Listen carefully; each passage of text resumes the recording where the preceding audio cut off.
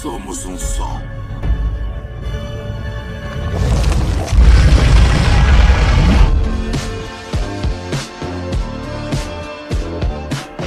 Agora não tenho medo de você. A história termina no 8º episódio da 5ª temporada, chamado Estilado. Enquanto Vecna ameaça destruir o mundo, o grupo arrisca tudo para derrotá-lo de vez. Este vídeo é possível graças ao Clube Elite ENMINUTOS. Para participar, clique em inscrever-se. Vamos continuar com a história. Numa noite, o exército chega a um dos hangares, devido a falhas em alguns portões e vários buracos gigantes na infraestrutura. Centenas de soldados armados e mobilizados com poder bélico tomam o local. A doutora Kay e um soldado levam o vigia para interrogatório. No quarto, o soldado agarra o homem pelo uniforme e o encurrala na cela. O vigia, com medo do que pode acontecer com ele, diz que jura que não tocou em nada. O soldado, irritado, pergunta se os portões abrem sozinhos, como por mágica. O vigia responde que foi uma falha. A comandante questiona ao soldado: e se foi uma anomalia, mas talvez não causada por eles? O soldado aponta sua lanterna para uma caixa de rádio de ondas curtas, enquanto a equipe se prepara para a missão. Um carro os leva e Murray abre a porta do caminhão, dizendo que precisam se apressar, já que toda uma dimensão está prestes a desabar sobre eles. Hopper é o primeiro a descer e o resto da equipe o segue. Mike para Once por um momento e pergunta, olhando fixamente para ela, se ela está bem. A jovem assente, olhando para ele. Mike admite que sabe que o plano é arriscado e depende de muitos fatores. E muitas coisas podem e provavelmente vão dar errado, mas eles podem conseguir. Ele sabe disso, diz que uma última batalha será tudo e esse pesadelo vai acabar. Finalmente, tudo vai terminar. 11, emocionada com suas palavras e à beira das lágrimas, abraça seu amigo. Os dois tiram um pequeno momento para se olhar e sorrir por sua amizade. 11, ao descer do caminhão, olha uma última vez para Mike e sorri para ele. Eu sei. Uma última batalha e todo esse pesadelo vai acabar. Finalmente vai terminar. Murray, Callie, Hopper e 11 vão executar o plano. Um homem com binóculos os observa acompanhado de outros soldados, afirmando que ali estão seus alvos. O soldado ao lado informa a situação pelo walkie-talkie, mas alguém toma o aparelho e pergunta: o que você acha que está fazendo? O soldado responde que está alertando a Doc. A resposta imediata é que ela tem complexo de Deus e mandam ele ficar quieto. O homem se levanta do chão e diz que eles vão acabar com isso. O que você está fazendo? Avisando a Doc. Essa vadia tem complexo de Deus, aliás, fica quieto. Não, nós vamos acabar com isso. Por outro lado, Henry reencontra as crianças sequestradas, todas em transe por causa do ritual de Vecna. Entre as crianças está Holly, presa em sua mente, assim como as outras, todas amarradas e sob controle de Vecna. Tudo ocorre conforme o plano. No alto de uma igreja estão o professor de ciências e Erica. Ele pergunta se ela acha que eles estão bem. A irmã de Lucas responde que o caminhão é mais rápido do que um Humvee, são quase 8 quilômetros mais rápido. O professor, após alguns cálculos, conclui que eles tiveram uma vantagem de 6 minutos e 20 segundos, o que lhes dá um ganho de quase 800 metros. Erica diz que está tudo bem por enquanto, mas o difícil ainda virá. O professor senta ao lado dela. Erica pergunta: como você se sente? O homem, hesitante, responde: o quê? Erica o encara confiante e fala sobre ajudar o mundo e suas ações. O professor, mais relaxado, diz que se sente muito bem. Ambos sorriem, mas uma caravana de soldados chega e os interrompe. Os homens armados entram na igreja, enquanto a doutora vai para o lado, onde vê uma caminhonete do WSK. Dentro das instalações do escritório do WSK está Vicky, que ao notar interferências na energia, pega um walkie-talkie e alerta Robin, perguntando se pode dizer que foram eles, e não aqueles mutantes malditos. Robin, que está com a equipe a caminho para continuar com a execução do plano, pega o comunicador e avisa a Vicky que foram eles, pedindo para ela não se estressar. Em frente à torre, Lucas observa com binóculos e informa que não há sinais de planeta maligno em movimento. Jonathan sugere que se separem e subam devagar pelas duas escadas, pois isso vai levar tempo. informa que há plataformas ao longo do caminho e manda usá-las para descansar. A equipe se divide em 2 grupos e começa a subir a estrutura. Enquanto isso, o Murray está carregando um gerador de eletricidade com gasolina. Hopper e 11, com Callie, andam pelos corredores do bunker. Callie pergunta se 11 está bem. A jovem só consegue assentir com a cabeça enquanto entra no quarto. Ela se lembra de quando era uma garotinha e era tratada apenas como um experimento. Ela também se lembra de quando entrou no tanque de água e todo o pesadelo começou. Murray liga alguns interruptores e a eletricidade retorna ao local. Hopper agradece e manda ele subir ao telhado, alertando para tomar cuidado com o C4 para não explodirem juntos. E que nesse instante eles devem se posicionar e esperar sem atacar. Assim que ele tiver a confirmação de que o planeta está perto, ele vai dar 3 batidas rápidas e 11 deve se encarregar de eliminar Henry. Ele espera que Dustin esteja certo e que o planeta pare. 11 pede para ele que se algo der errado, não atire, não, até saber que Henry foi eliminado. Hopper encara ela e pede uma promessa. Se por milagre o plano funcionar, eles sairão daqui. E os planos da Doutora Kay serão problema para outro dia. 11 concorda, aceita a promessa, se prepara para entrar no tanque e Hopper ordena que ela termine isso de algum modo. Se esse plano der certo, saímos daqui e a Doutora Kay será problema para outro dia. Acabe com isso. De volta aos escritórios, Vicky pergunta para Max: por que estão demorando tanto? A garota na cadeira de rodas diz que não sabe, talvez por ser uma torre de 150 metros. Se houver problema, eles avisam. Vicky, estressada com o que está acontecendo, diz para Max que o estresse abre o apetite dela. Ela vai comer algo e pergunta se ele quer também, mas Max diz que não. A garota vai à cozinha procurar algo e Max pede que ela traga algo para ele. Ao olhar para onde Vicky foi, ele percebe que ela não está lá e, assustado, dirige sua cadeira pelo corredor. Ele sente o corpo estranho, observa as mãos e tenta se levantar. Surpreendida por conseguir se levantar, ela dá alguns passos e nota água no chão. Por outro lado, Vicky volta tentando dizer a Max que jura que nada mata mais a fome dela do que um prato de cereal. Mas vê que a garota ainda está sentada, entrando em transe. Max sai dos escritórios da WSQK e observa que está tudo escuro. 11 e Callie se aproximam e a cumprimentam. No topo da torre, a equipe vê flashes vermelhos atingindo o mundo e o planeta descendo aos poucos. Murray, no telhado, também percebe isso e informa Hopper sobre a situação, dizendo que a teoria estava correta e um planeta gigante está caindo sobre eles. Hopper pergunta quanto tempo resta. Murray diz que não é muito e espera que 11 consiga. Estando na mente de 11, as 3 visualizam Vecna no abismo. Max pergunta por que não o eliminam agora. Callie diz que aqui não podem machucá-lo. E 11 acrescenta que precisam entrar na mente dele, já que estão na dela. 11 pega na mão de Vecna e entra na mente de Max. Anos atrás, 11 recebe 2 toques lentos de Hopper, avisando que o abismo está se movendo. A jovem pergunta para Max se a casa de Henry está perto. Max diz que não acha e que não sabe muito sobre eles. Callie diz que falou para conhecer sua mente. Max responde que conhece, mas há milhões de lembranças. Mas nesse momento, Max tem uma ideia, então diz para 11 e Callie a seguirem. Tive uma ideia. Essa é a Joyce? Sim, e naquela porta, Hop fuma um baseado e ali o Sr. Wheeler apalpa a Sra. Wheeler. Não tenho tempo para tudo, vou assistir uma peça. De volta à realidade, Vicky cuida de Max, mas observa enquanto alguns carros do exército se aproximam dos escritórios da WSK com a doutora Kay dentro. Os soldados entram na estrutura e se certificam de que tudo está limpo, sem saber que Vicky e Max estavam escondidos atrás de uma parede em um quarto secreto. Enquanto a equipe está no topo da torre, Lucas percebe que a ponta dela não se alinha perfeitamente com a fenda. Portanto, se o planeta colidir com ela, provavelmente a torre vai desabar.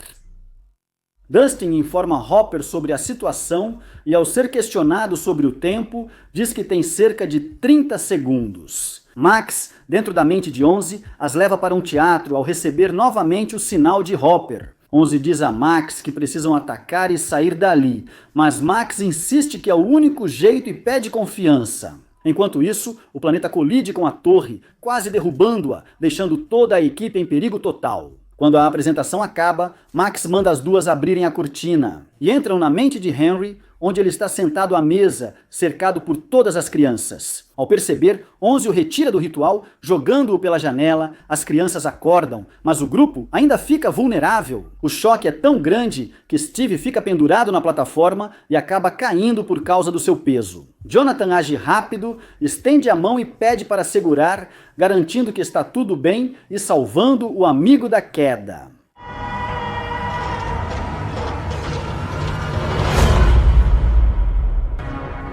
Segure-se, tudo bem, não solte.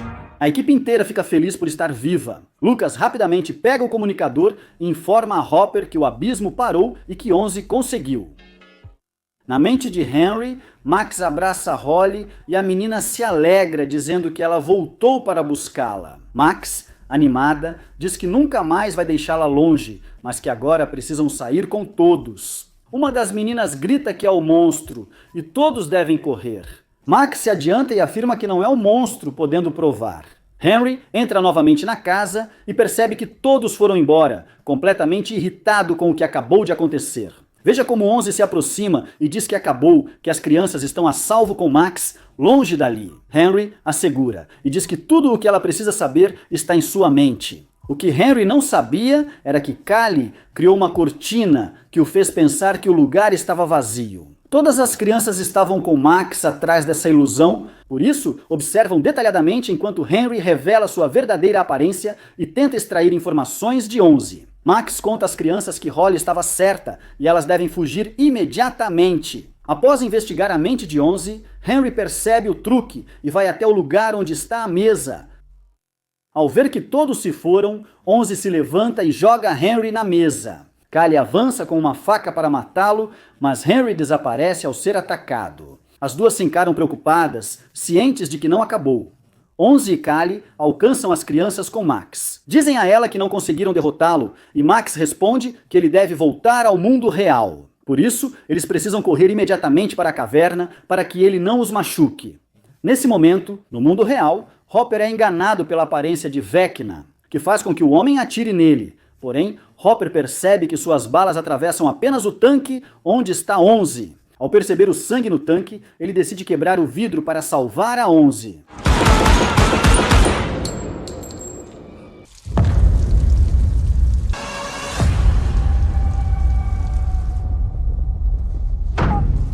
E ao tirá-la, ele desconecta ela, Callie e Max da mente de Vecna. Antes disso, Max manda Holly levar as crianças para abrir a caverna. Ao retornar ao mundo real, Hopper percebe que os ferimentos de 11 eram só uma alucinação, sendo enganado por Vecna. Max, ao retornar ao corpo, grita e revela sua localização.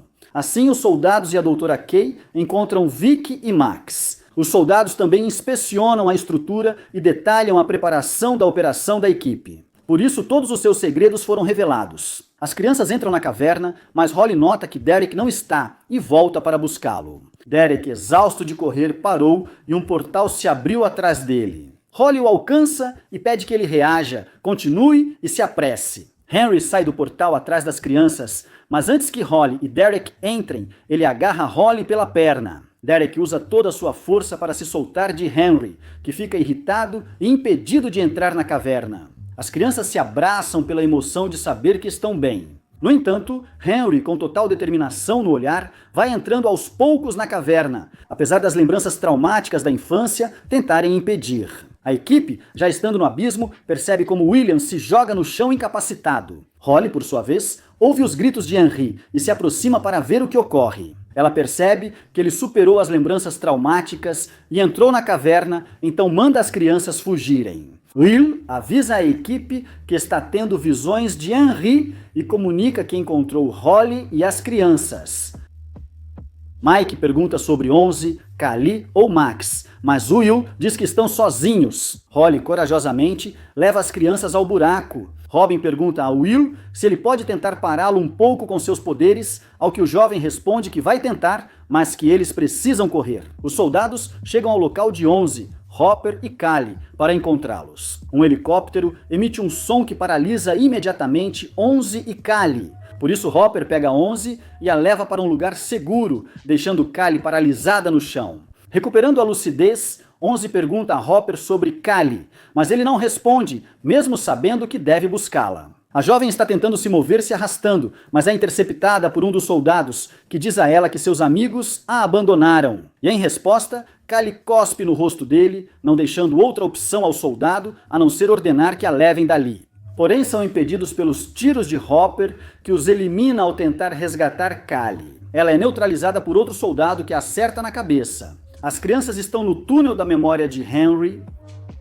Holly assume a liderança e diz que nada ali é real ou perigoso e que só precisam olhar para ela o tempo todo. Ela pega a lanterna e eles seguem pelo túnel. Holly pega a barra de metal que tinha deixado da última vez que esteve ali, arma que vai usar para se defender de Henry. Já Hopper e Kali são atacados pelos soldados. Um deles ordena que Hopper diga onde está a 11, mas ele apenas responde que não sabe do que está falando, já que estão sozinhos. O soldado atira em Kali, que está no chão, perguntando se ela acha que isso é um jogo. Murray, do telhado, prepara as granadas e antes que o soldado atire em Kali, ele atira projéteis no helicóptero, que explode e destrói a arma que emite o som. A explosão faz com que o soldado consiga atirar em Kali, mas 11 intervém instantaneamente, derrubando todos e fazendo o soldado atirar na própria cabeça. Ao verem o ferimento de Kali, tentam salvá-la, mas falham e deixam seu corpo no chão.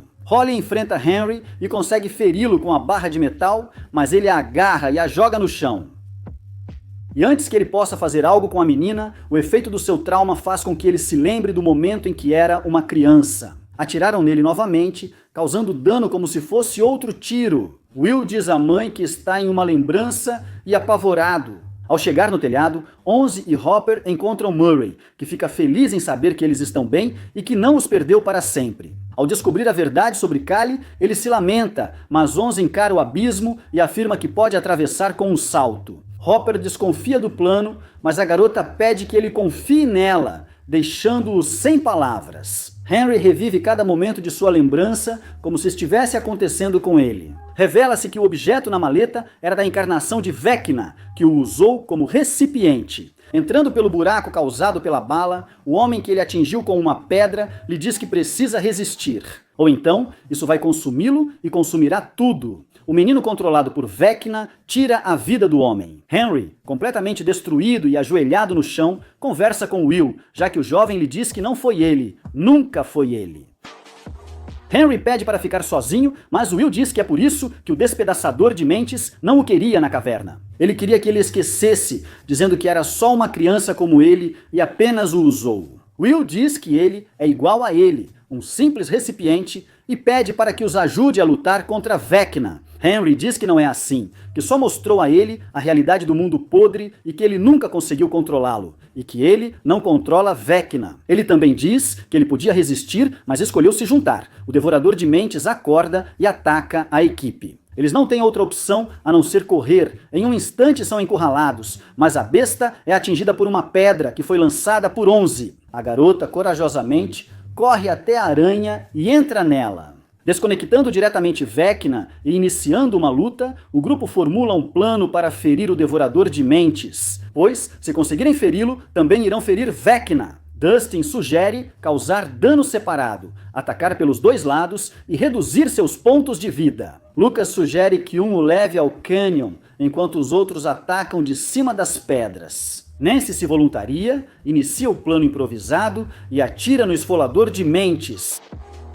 Ao distraí-lo e ao chegar ao canyon, toda a equipe começa a disparar suas armas contra a criatura, incendiando-a, atirando e esfaqueando por baixo. Isso causa um dano físico ao próprio Vecna, que é subjugado por 11 e com seus poderes quase consegue que ele seja empalado. Mas ele tenta se defender com seu braço, segurando 11 antes que ela o alcance. Will assume o controle da mente dele, interrompe e o subjuga para que 11 termine com sua vida. Após derrotar o Devorador de Mentes, Nancy entra, abraça 11 e se alegra ao ver que ela está bem. Ela encontra Holly, corre para libertá-la, a acorda e as duas se abraçam. O restante do grupo liberta e acorda as outras crianças, que, felizes por estarem a salvo, abraçam cada um de seus salvadores. Nesse momento, o corpo de Vecna começa a se mover e o grupo se aproxima dele. Will e Joyce chegam e observam os movimentos do corpo. A mãe, com ódio, pega um machado e corta sua cabeça, avisando para não mexer com sua família. As lembranças traumáticas surgem em flashes breves, mas mostram que o pesadelo terminou. Ao sair, Hopper fala com Dustin, que diz que todos estão bem, e Murray prepara a explosão do local. Depois, todos vão embora com as crianças e sentem tranquilidade até serem interrompidos ao chegar em casa, já que os soldados e o exército haviam preparado armadilhas e submetem cada um dos integrantes do grupo. Mike tenta defender as crianças ao chegar em casa. Como os soldados e exército prepararam armadilhas e capturaram o grupo, Mike pergunta: o que ele faz? Dizendo a ele que precisa sair dali, 11 diz que isso nunca vai acabar se ele continuar ali. Mike, tentando fazê-la entender, responde que eles vão resolver, que vão lutar como sempre fizeram. 11 diz a ele que quer que agradeça aos outros do grupo por ela, por serem tão legais e por ensinarem o que é ser amigo. Mike pede que ela não faça isso, mas 11, chorando e decidida, diz que precisa que ele ajude os outros a entender sua escolha. A garota o abraça e Mike pede, por favor, para ela não deixá-lo. Os dois, chorando, eles se encaram e 11 diz que o ama. Se beijando e tendo o último encontro que terão, 11 traz Mike de volta à realidade. E ele só espera que o dispositivo exploda diante de todos. Ao fazer isso, uma esfera de energia é liberada com ondas de choque que destroem tudo no caminho. Ao alcançar 11, a equipe grita desesperada. Mas ela já tomou sua decisão e permanece totalmente imóvel em meio à destruição causada pela explosão. De repente, todos percebem de onde veio a tranquilidade. A destruição cessou em um segundo e tudo se reduziu a escombros. 18 meses depois, Hawkins voltou ao normal e centenas de cidadãos estão felizes na cidade renovada. Robin voltou ao seu estúdio de rádio para informar as atualizações sobre o que aconteceu. Ela informa que Jimmy, mãos rápidas, permitiu seu retorno ao estúdio como convidada, mas pede paciência, pois está se sentindo enferrujada. Ela quer saber sobre o que conversar, pois seus temas habituais estão desatualizados. Ela diz que não há mais soldados, grades ou câmeras de segurança e as pessoas estão felizes, sorrindo e indo ao cinema. Steve, por outro lado, virou técnico de um pequeno time infantil onde Derek participa. Robin também afirma que a maldição de Hawkins terminou. Ela afirma que a cidade está muito diferente da que lembra, mas talvez não seja a cidade em si. Talvez quem mudou realmente foi ela, e talvez todos tenham mudado, ou pelo menos isso se aplica aos seus amigos que vão se formar hoje. A geração de 89 recebe destaque hoje. Ela espera que todos saiam para apoiá-los, porque ela vai fazer isso e se alguém merece uma ovação, são eles. Ele coloca uma música na internet e diz que não é o povo, coloca uma música no rádio para comemorar. Max esquiava quando Lucas a interrompe e diz que se ela se machucar, ficará sozinha, pois ele não quer mais ir a hospitais. Max diz que prefere ficar sozinha e pergunta o que ele está usando. Lucas, surpreso, diz que a formatura é hoje. Max responde que é em 2 horas e acha que ele está adiantado. Eles se aproximam e se beijam apaixonados. Dustin encontra a mãe, que tira uma foto dele, e eles se abraçam. Ele diz que estará só a uma viagem de distância. Sua mãe, emocionada, diz que sabe. Seu filho acrescenta que ficará em casa no tempo livre. Will, Hopper e Joyce tiram fotos juntos, mas recebem uma ligação da mãe de Mike dizendo que não encontra o filho. Por outro lado, o jovem está refletindo em uma cadeira e é abordado por Hopper, que diz que sua mãe está preocupada. Mike começa a dizer que ainda não entende o motivo pelo qual tomou essa decisão. Hopper tenta animá-lo, dizendo que o que aconteceu não foi culpa dele, e que do ponto de vista dele, ele tem 2 opções. A primeira é acreditar que foi culpa dele sumir e causar sofrimento a todos. E a segunda é encontrar uma maneira de aceitar as coisas exatamente como aconteceram. Depois de um tempo, Mike aparece na festa de comemoração da formatura, encontrando sua mãe e pedindo desculpas, explicando que entrou em pânico. Na formatura, Dustin discursa sobre o que ocorreu, afirmando que tiraram sua infância e a de todos, e que este ano lhe pareceu muito ruim. Ele percebeu que houve maldade, mas também coisas boas. Ele explica que gosta de jogar um jogo chamado Calabouços e Dragões, E nesse jogo existem duas classificações de caos: o caos bom e o caos mau. O caos mau causa anarquia, destruição e guerras, enquanto o caos bom traz inovação e mudanças. Ele acrescenta que a escola precisava mudar porque estava muito divertida, vivida entre atletas, nerds e geeks. E nesse caos, todos os muros caíram e ele fez novos amigos, tornou-se amigo de pessoas que não deveriam ser seus amigos. Ele acrescenta que não foi só com ele, pois viu que aconteceu com muitos. Ao conhecer pessoas diferentes dele, pôde aprender mais sobre si mesmo. Ele sente que agora é uma pessoa melhor graças a eles. Na mesma noite, parte da equipe se reúne para jogar calabouços e dragões. Após uma partida intensa em que derrotam o mago malvado,